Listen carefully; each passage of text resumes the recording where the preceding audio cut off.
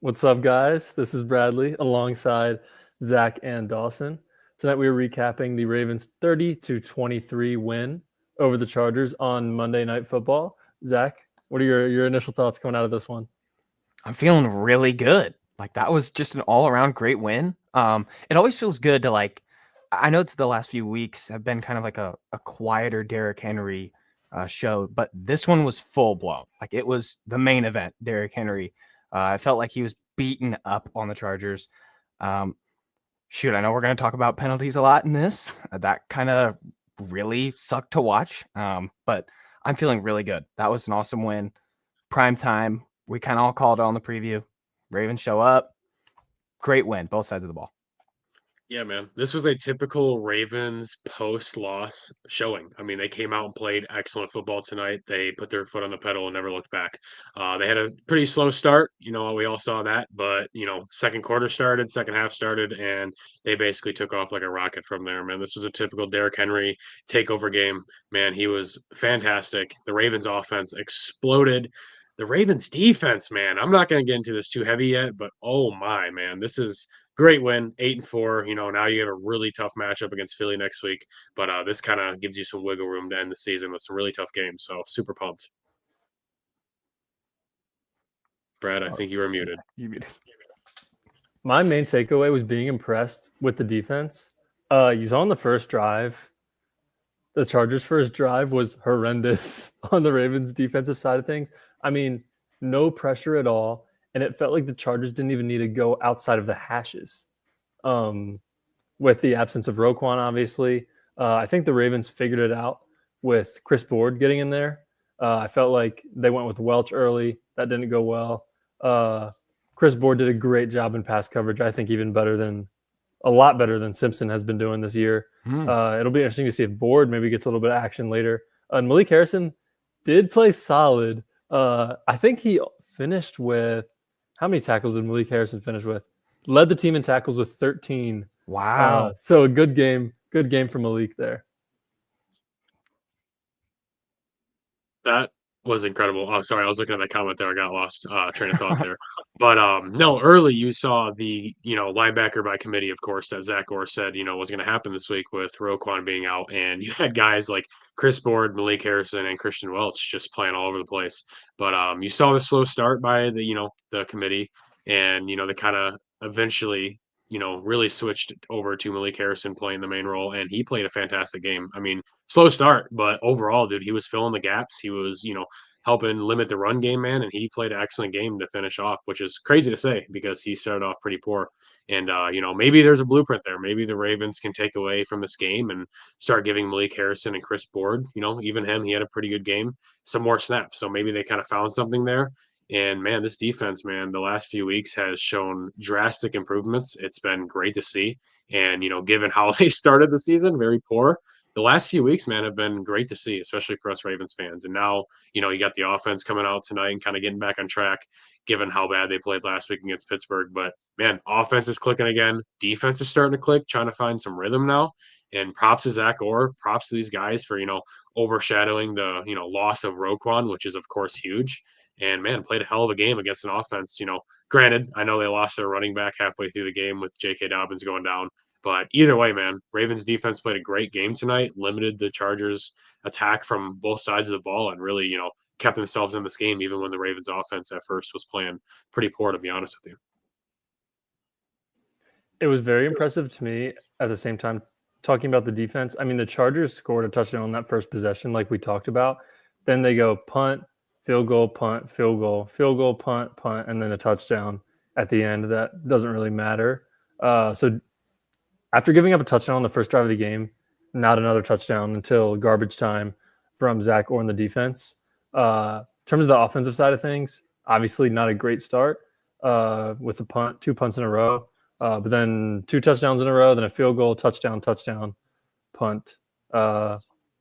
So offense really got together. We've seen that recently where the offense is almost unstoppable in the second half. Really the only time recently I can think of that it wasn't was the Steelers game last week. I really think other than that, seems like the Ravens are scoring 2, 3, 4 touchdowns in these second halves. And we saw that back today.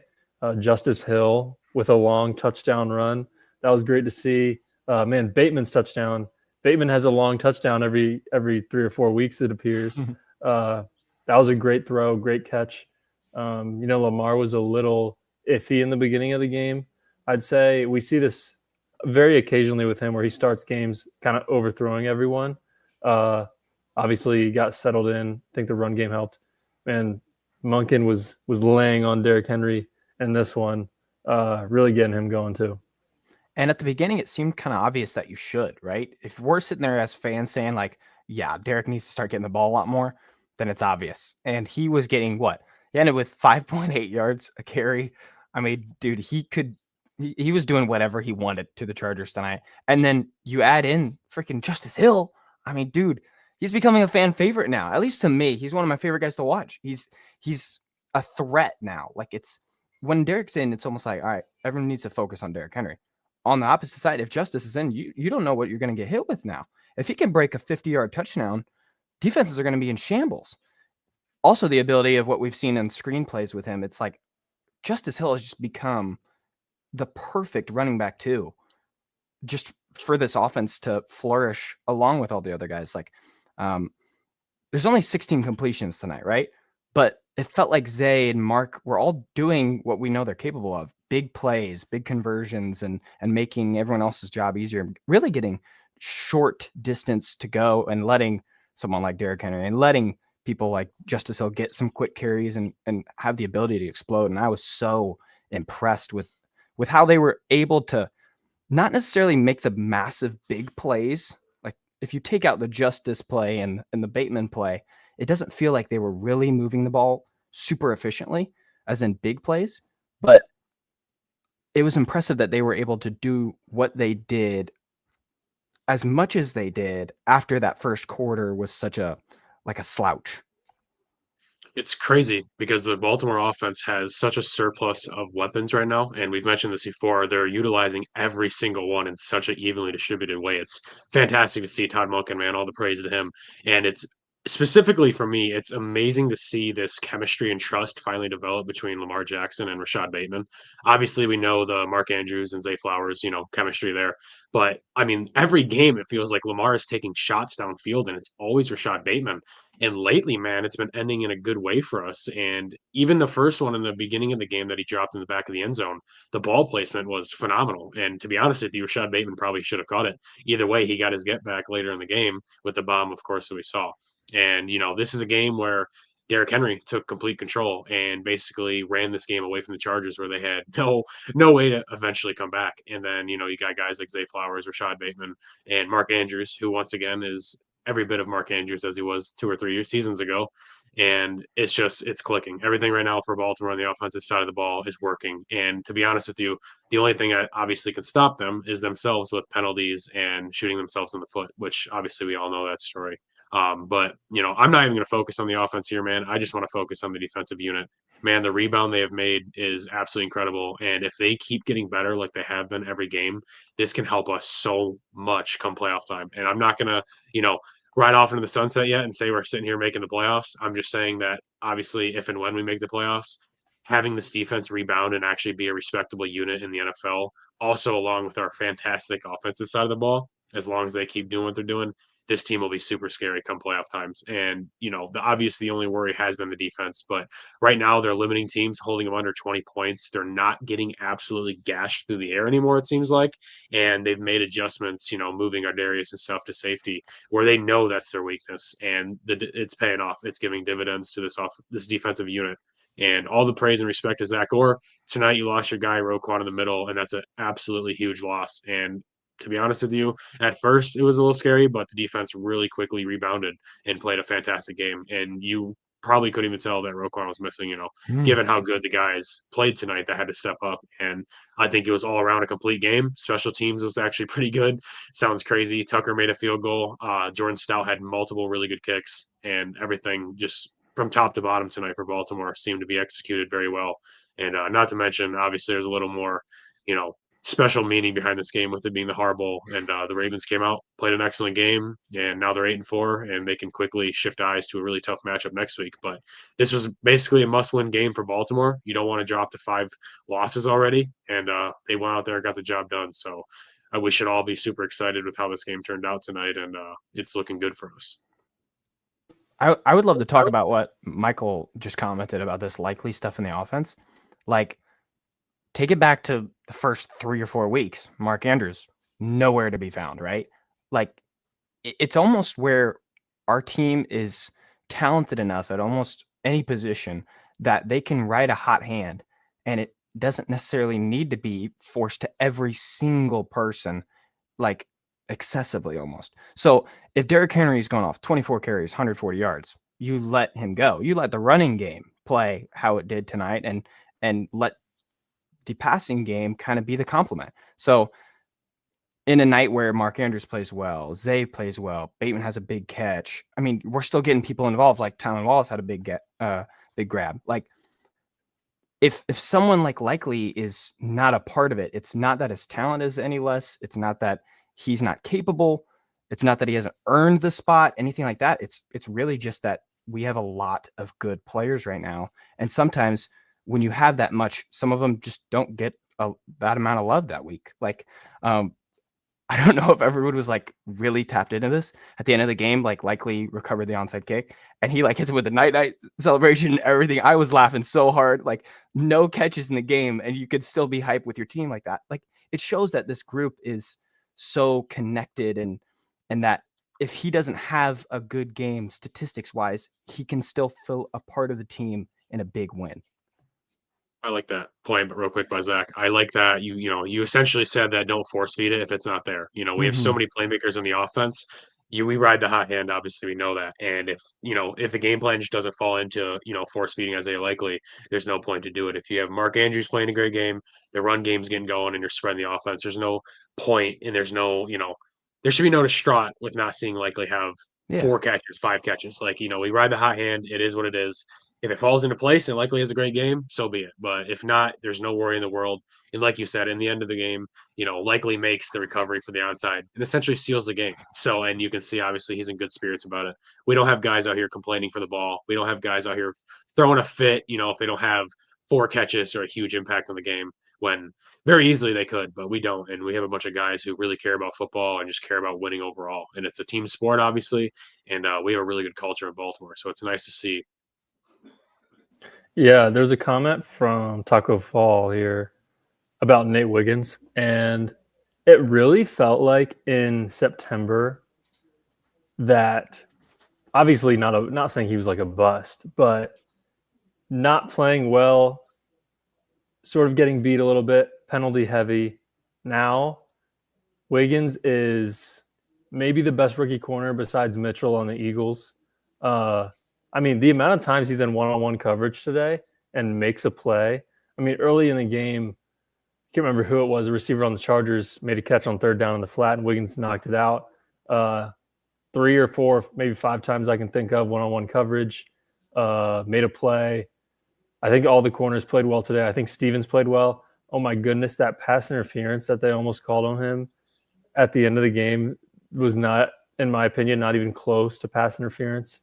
I thought Trey White played majority of the game, looked good. Jalen Armour-Davis made a great play in the end zone at the end of the game.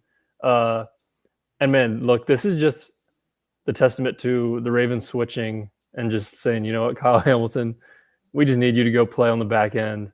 And even without Roquan today, it's still so much of a better defense with no Eddie Jackson, probably no Marcus Williams back there. Everyone can just play more free and not be worried about what's going on behind them.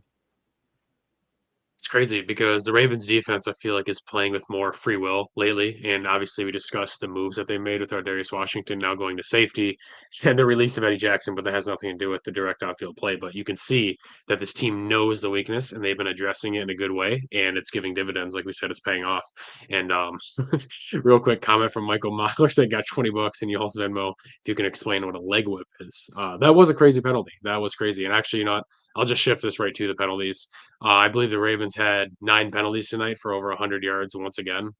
This is a trend, unfortunately, that has ran through the entire season up to this point, and we're 12 games in, and it has not gotten any better. The Ravens are still by far the most penalized team in the NFL, and it just makes no sense. You have a 16-year head coach, and you got a team that is very, very undisciplined, and a team that is getting a lot of penalties every game that, to be honest with you, should not happen. Given I know the refs call a lot of calls that are very questionable, you could say, and probably should not be called. Hence the leg whip. But either way, the team is very undisciplined, and the penalties got to get cleaned up because at the end of the day, if that comes playoff time, it will cost you a game. It will 100% cost you a win in the playoffs, and you cannot do that. And luckily, today we were able to overcome it and kind of win this game, even being the penalized team that we were. But either way, dude, this has got to get cleaned up. It's really bad, and there's a lot of penalties happening right now, and it's affecting drives. I mean, you see all the Ravens offensive drives that start off, and now it's 1st and 15, 1st and 20,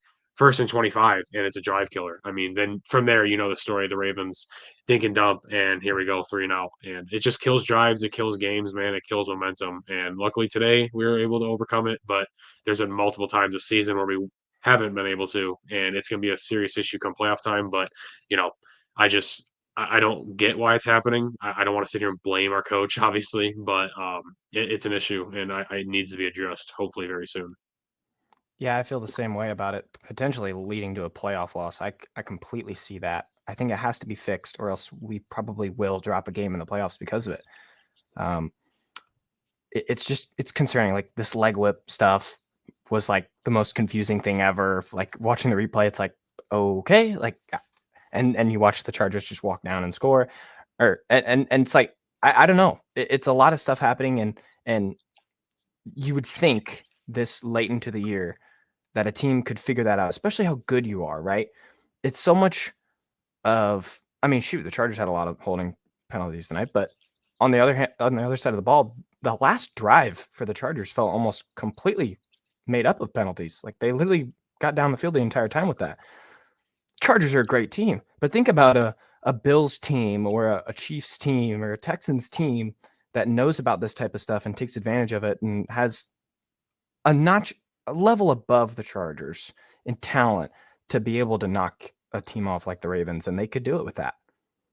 Yeah, it could definitely be massive issue in the playoffs, and we still saw so many penalties from the O-line today.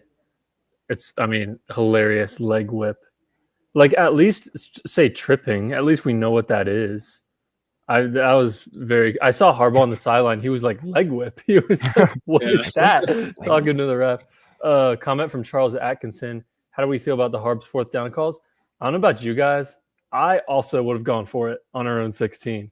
It felt like the Ravens needed to do that. I don't know. It's kind of just like a gut feeling. It really just felt like the Ravens needed to do that. What were they total today? 3 for 3 on 4th down.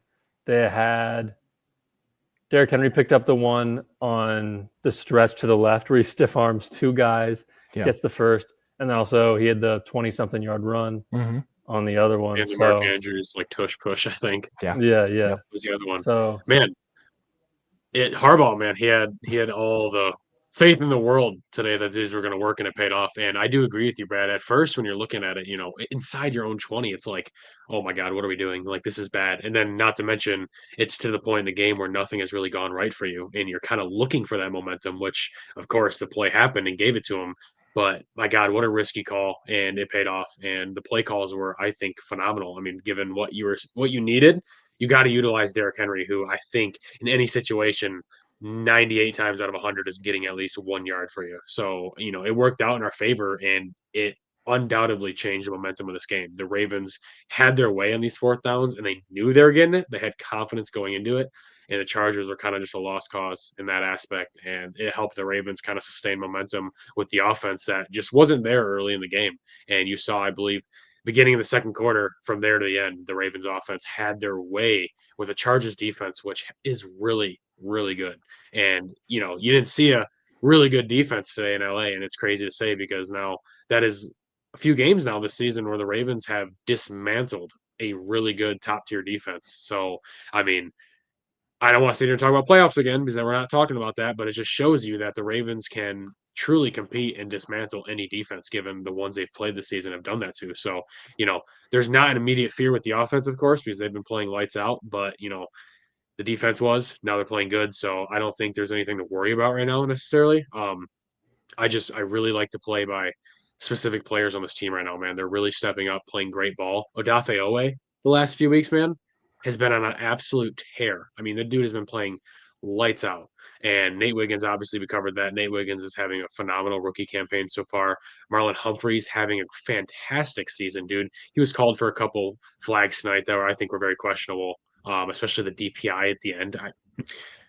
Give me a break, dude. That was not a DPI. But I mean, there's a lot of guys right now that are really playing a lot better than people want to give them credit for, and better than what a box score would show you. So it's nice to see. And I don't think the Ravens are peaking too early. I do think this team can get even better than what they've shown. I mean, I think we all can say that and vouch for that. So it'll be interesting to see when this team truly peaks. Hopefully, it's right before the playoffs and going into the playoffs. That'd be great. But I mean, this is a great win. But I mean, I'm a little nervous for next week. I mean, we can all sit here and look towards a Philadelphia game because that's going to be an absolute juggernaut fest. Potentially a Super Bowl preview. Who knows? Luckily, we're home for that game, so that's going to be really nice to have that advantage. But I mean, respectively, you got the two best running backs in the NFL going tit for tat, and two fantastic quarterbacks. But can't overlook this win because it was a really good one. I want to talk about a different controversial call. Ravens going for it for 2-point conversion and not getting it. Yeah. I'm a massive fan of doing that. That's the one part of it. But I'm also a massive hater of it not going to Derrick Henry. What? Or at least not at least a fake to Derrick Henry. Sure. And I'm just puzzled. It's like one happened last week, right? That was last week. And again, it's a pass play. What's the point? Like, I feel like, sure, they can expect that we're going to try and get it to Derrick Henry. But if it's that close, why not just give it to Derrick Henry? 2 yards in a game where he's dominating it like he was tonight. I think that's inexcusable. You have to get it to him, at least make it an option with Lamar involved too. I felt like that play was just kind of like, why are we doing this? Like, it just felt bad from the snap. And frankly, you have to get it to Derrick Henry there. I feel like that was probably the worst part of Monken's night, was not going to Derrick there. I do like that point. I want to point out real quick too. Another thing I don't like about that is that with that play call, you are eliminating half of the field. So if you roll out right and there's nothing there, it's over. There's nothing going to be found. And we did that last week in Pittsburgh as well, I believe, on a 2-point attempt. And you rolled down to the left side of the field, and you eliminated half the field. So it's like, the play's not there. If your one guy is not open, that play is a bust. There's absolutely no chance. And I think last week, Derrick Henry wasn't even on the field. This week's, I don't remember if he was or not. Either way, it's like you have an absolute bell cow back who's going to get you a couple yards at the very least. I would say 9 times out of 10. And at the very least, you have to have him on the field, and you have I'm pretty to sure he wasn't on this play. I'm sorry to interrupt you there, but I'm pretty sure he was. I'm pretty sure, because I got excited. I'm like, oh, hand it off. Good. Make it obvious, right? No. Yeah, and at the very least, you got a fake handoff or something. I mean, you got to give the defense a look that they think he could potentially get the ball. I mean, the guy is, arguably the first or second best running back in the league, of course. And it's like defenses are obviously going to account for him, on the field with Lamar Jackson as well. So it's like, it's kind of a boneheaded play call. I don't understand. I agree with Zach. Definitely poor coaching by Todd Monken on that part. I don't necessarily understand why we went for it in the first place, but I'm not going to talk about that because we won the game. That doesn't matter. But yeah, poor play call. I don't like it at all. You eliminate half the field, and you don't even give it to your, bell cow back when Derrick Henry, which I think everybody would agree would probably be a right decision, especially, being only a couple of yards out from scoring. I'm going to shift the conversation to Lamar, who is now 7-2 on Monday Night Football with 22 touchdown passes, add a couple more rushing, and 0 interceptions. I mean, Joe Buck and Troy Aikman, hopefully they're calling some of our playoff games this year. They called the Texans game. There's just something about Lamar on ESPN. And he said after the game, credit to Jeff Zrebeck for this, we got to get back in the groove and start games off the right way. And this is what we mentioned at the start of this video. Even though the second half, this Ravens offense is unstoppable, you would like to see them get it going at the beginning of the games. However, there are times where the Ravens are up 7-0 and they lose. So Lamar's basically saying he wants them to play perfect, and I can respect it. Obviously, you'd much rather be on fire in the second half than the first half, but definitely some slow starts in the Steelers and in this game. Do you guys have any thoughts on either Lamar's performance recently or sort of bounce backs from the Steelers or the Ravens' slow starts?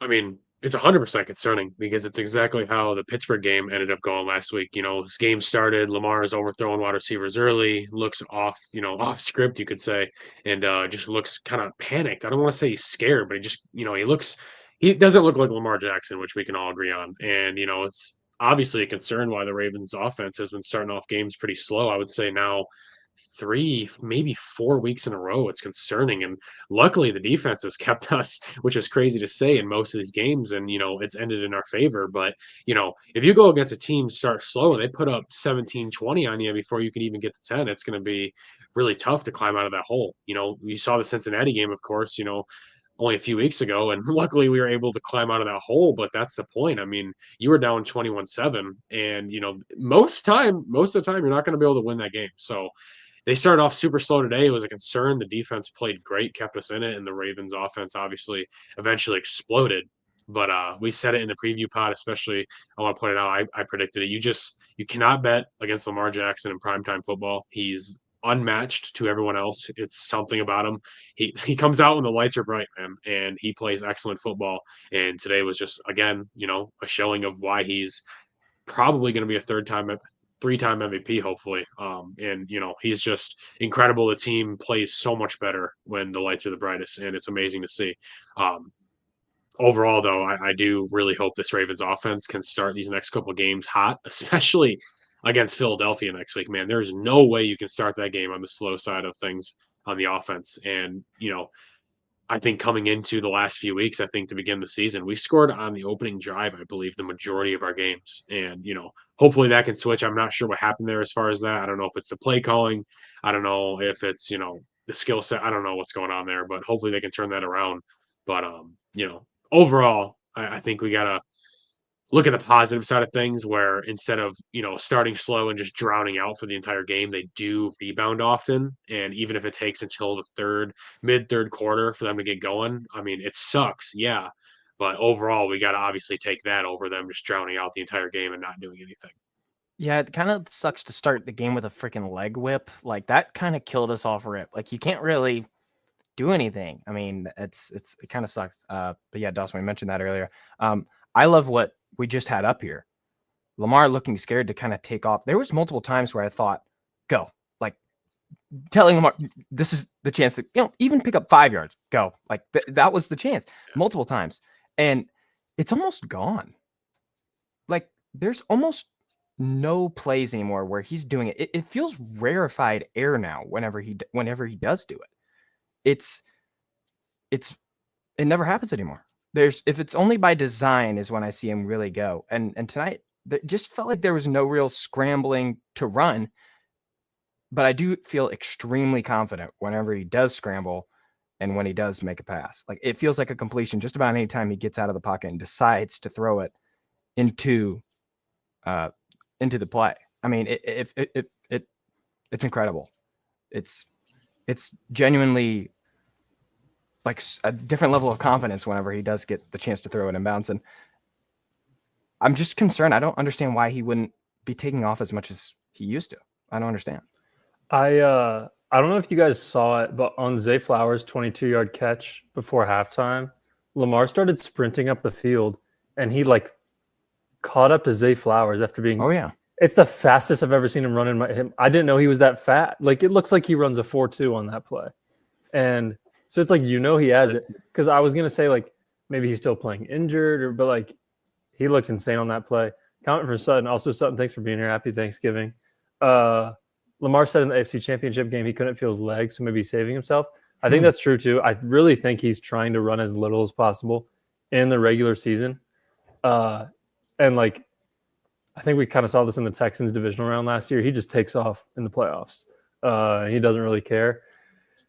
Like you were mentioning, Zach, there was one player he was rolling out left. And granted, you can't see who's downfield on the broadcast angle, True. but it looked like at least 10 yards in front of him. And he almost threw a pick on that play. That was a little confusing to me.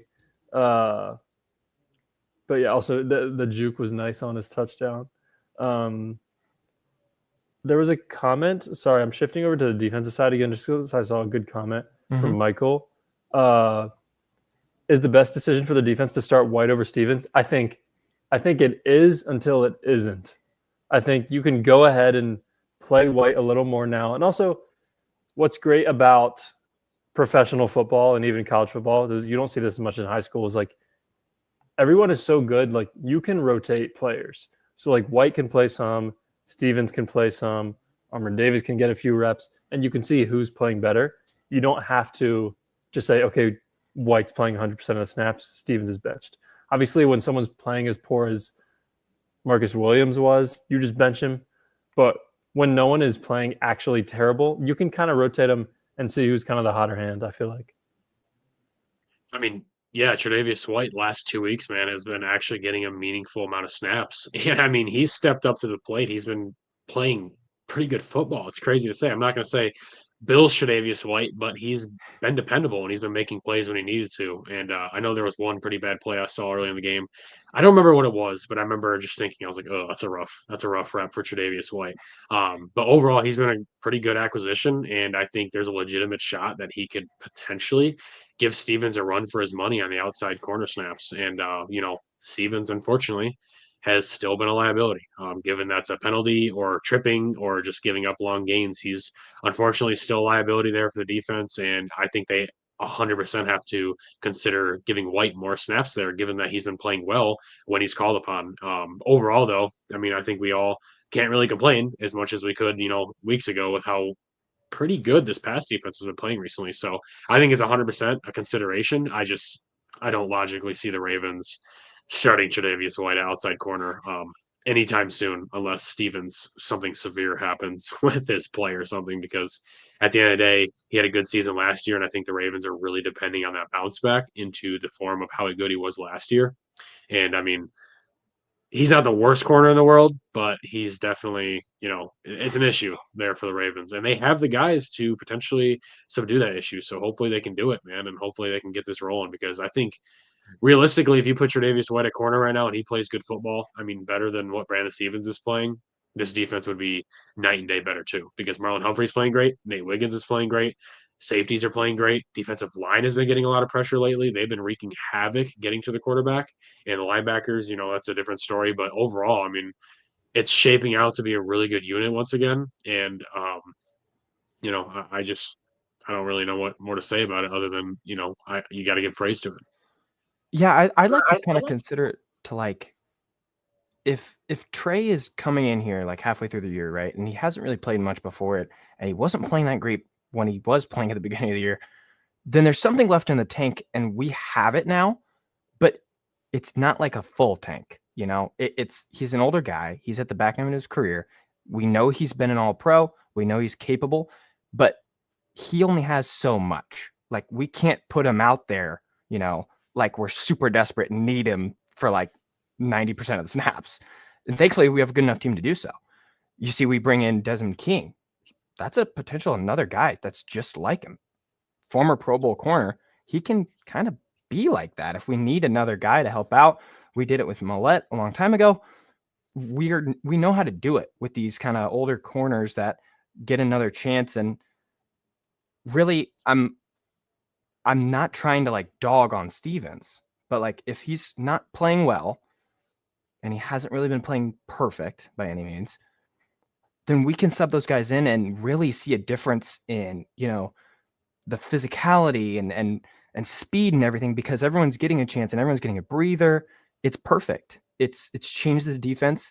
And I think adding someone like Des King in there, we're gonna see him a lot, I think, and hopefully in big potential big plays. It's the exact same thing you saw them do with the inside linebackers today with Board, Harrison, Yeah, and Welch. So you can do that too. Dawson, I saw you about to say something.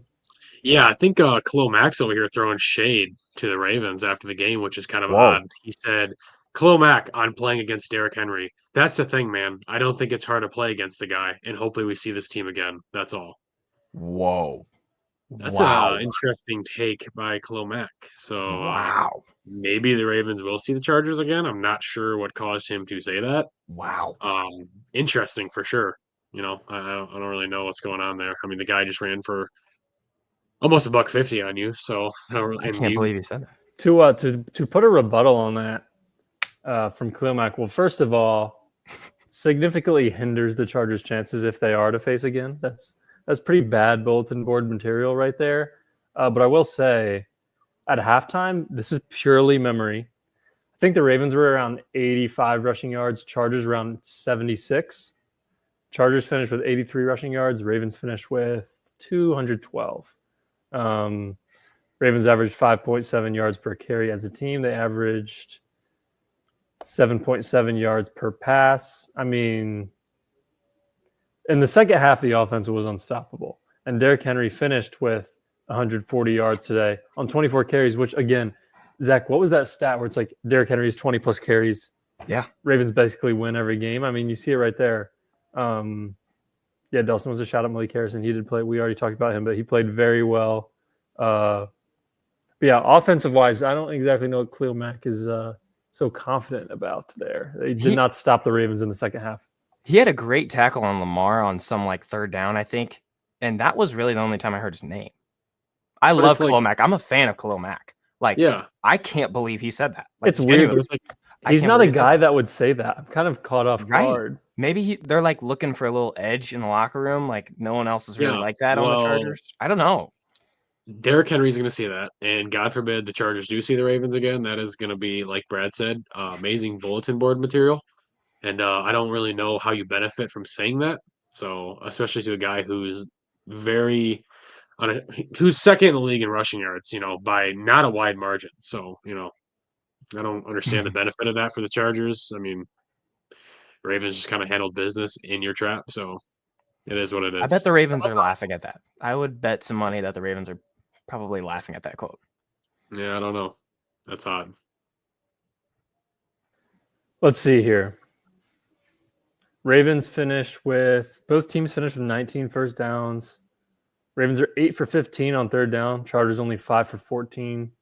Neither team failed to convert a fourth down. Total plays, 60 each. Another example of the Ravens' dominance in the second half. The time of possession in the second quarter was so swayed to the Chargers side of things and ended up finishing about even. Ravens finished with 31 minutes. Chargers finished with 29 minutes. You guys got anything else? Zay Flowers had a solid game. I feel like we didn't mention him much. 6 for 62. Tylan Wallace had a nice catch. It's another one of those things where people talking about likely not being involved. Tylan Wallace makes a play every time he's on the field, but it's like Deontay, we can't get Deontay. How are you supposed to get all of these guys the ball? It's just nice to have the depth, I guess. Yeah, someone commented about Deontay earlier, and I was like, man, I sure would love to see him more too. But seriously, I don't know where the spot is for him. And maybe if there's a bad Bateman day or a bad Zay day, maybe he gets the ball a few more times. But even then, if they don't get the ball to those guys, why would Deontay get the ball? I just don't see it. And someone like Tylan comes in and makes a big play. As soon as he made that play, I'm like, I feel like Deontay could have been doing that too. So I don't know. I really don't know the answer of why he wouldn't be involved more. But if he has been on the field, I don't think he's been making, the very most of his chances. And hopefully he gets more opportunities as the year goes on and he kind of still gets accompanied to the offense. Yeah, it goes right back to our conversation as far as the Ravens have excellent depth and they use the guys they use. And if it doesn't fall into the hands of force feeding another playmaker, it's not going to happen. And it just hasn't happened for Deontay Johnson. So, I'm not super stressed out about it. It would be nice to see Deontay Johnson get involved a little bit just because he was kind of like the big trade deadline acquisition for the Ravens. And, he is legitimately a wide receiver 1 in the NFL, I would say. So it's kind of weird to see him just completely phased out of this offense. But again, like you said, you got guys like Nelson Aguilar making a Randy Moss catch down the sideline, which gets called back to a penalty, of course. And then you got a guy like Tylan Wallace who seems to make the most of his opportunities, I feel like, every game. And we just have so many weapons. It's so hard to, you know, get this guy involved that's only been on the team for a few weeks now. And I'm not using that as an excuse because it's plenty of time by now, but it's just like at the end of the day, Lamar has a significantly more better relationship with Rashad, Zay Flowers, Mark Andrews, Isaiah Likely, and stuff. So it's like, if it's not broke, don't fix it. So the Ravens are going to keep doing what they're doing. They're going to keep hammering these teams playing phenomenal offensive football. And I hopefully, like Zach said, if Deontay Johnson comes around playoff time, it's a bonus. It will just be like a new player that comes into the fold and makes plays. So he's there. He's going to just keep getting more comfortable. He's going to keep developing chemistry with Lamar, and maybe come playoff time, he's the savior to this offense. Maybe he's a guy who could step up, make some plays, and like I said, it'd be like a new player joining the team, essentially, because he hasn't done nothing to this part. So, I'm predicting it now. Lamar Jackson is going to cook the Eagles. He will have 285 yards and 4 touchdowns. That would be incredible. Attitude Pop, I hope you're right. That would be amazing because we're going to need it, man. We're going to need a fantastic offensive showing. That is going to be a very high scoring game. I'm not really looking forward to it. It's going to be a very stressful game. But, winning this game in LA allows the Ravens to have some more wiggle room given the end of the season. Like we said, really tough schedule, obviously. I'm not saying you can lose to the Eagles, but losing to the Chargers would make that game next week an absolute must win. So this one kind of allows you a little more, wiggle room to end the season. So that'll be nice. What's up, Devin? Appreciate you for being here. A tweet from Colin Coward, who's obviously been defending Lamar for a long time now after his famous words about Josh Rosen possibly being a better player. He goes, "This feels like a big game, right? So does this count for Lamar Jackson?" Just trying to keep track. I don't know if you guys are tuned into the national media discourse, but it really feels like everyone tries to say Lamar's bad in big games or like the playoffs. And every time his primetime record is what? 20-5 now, I think. It's just like, it really is only a big game when he loses. That's what someone in the replies said. And I feel like if you're going to be bad in the playoffs, right, the reason would probably be because of like mentally choking. But if you're great in primetime games against big, great teams, it just doesn't add up.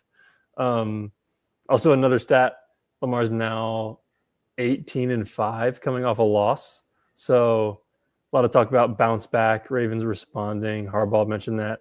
I think there's always been this talk, even with Flacco, Harbaugh not losing 2 games in a row. Now Lamar's 18-5 coming off a loss. I mean, those two combined are really rarely going to lose a game after, especially coming off an ugly loss to a Steelers team. Mm-hmm. And it goes to show that the team is constantly trying to be better. I feel like even with penalties, they're trying to fix them. There wasn't really any like a illegal man downfield or anything like that tonight. So, baby steps, and I'm okay with that. But I love that our team can fix things like that. If you want to put it in a bigger picture, nothing against them. The Commanders have kind of fell flat on their face. They can't seem to fix things that they once were dominating in early times. They had a chance last week. It was a really close game, but like that's an example of a good team that can't pick themselves back up fully whenever they get knocked down really hard. And the Ravens did. They got right back up and got a great win on Monday Night Football. And it's a lot of great momentum heading into another big game next week. It's a good point, Zach. The Ravens do tend to always pick themselves up. Very, very rarely do we see the Ravens lose 2 games in a row. I mean, extremely rare underneath the John Harbaugh and Lamar Jackson era. We did once, of course, to start this season, but it just doesn't happen. The Ravens always rebound, and the whole panel on ESPN before the game was exactly mentioning that. They all picked the Ravens, and pretty much a general consensus was this team rebounds. This team always snaps back out of a loss and comes up with a huge win. It just always happens. And no matter if they're on the road, if they're across the country in San Francisco like last season, or they have to go across the country in Los Angeles like tonight, it always happens, man. And it's great. It's a great thing. So I think we're all feeling pretty good right now. Yeah, for sure.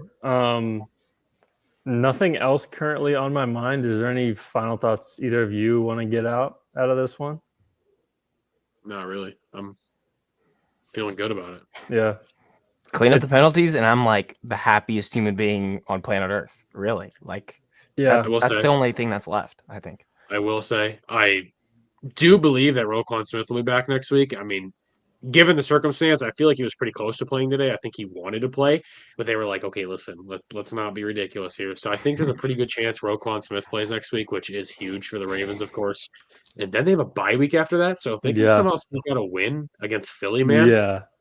get healthy, come off a bye against the Giants, who I'm not going to speculate, but the Ravens could come 3 weeks from now be in a really good position. As long as they keep playing Ravens football, man, and everything kind of falls into place, we could be in a really, really good spot here shortly. And it would be great, obviously. But, I think our guy gets back next week, which is huge. The Ravens came out of this game. It looks like pretty healthy. I did just see a report that Charlie Kolar was in a arm sling walking out of the game tonight with a arm or wrist injury. So that will be interesting. Hopefully he's okay. But overall, the Ravens are pretty healthy with it being week 12 right now. I mean, And no it's week bye. 12. Week 12 and no bye week, I think this team is pretty healthy right now. I mean, we've seen the worst of the worst, and I'm just saying we can't really complain right now. Obviously we lost Roquan, but he'll be back next week. Yeah, for sure. I think that's all from us tonight. Ravens 30, Chargers 23 win on Monday Night Football. Ravens improved to 8-4, just a half game back on the Steelers now. I believe the Steelers have the Bengals next weekend.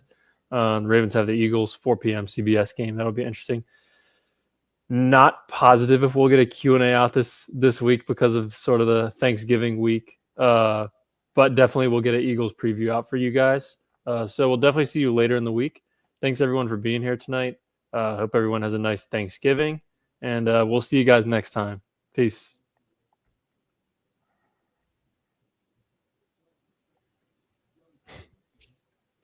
Oh my goodness. Not allowed to end. Yeah. Talk all This night. podcast is not Okay. ending, boys. Now we will see you guys next time.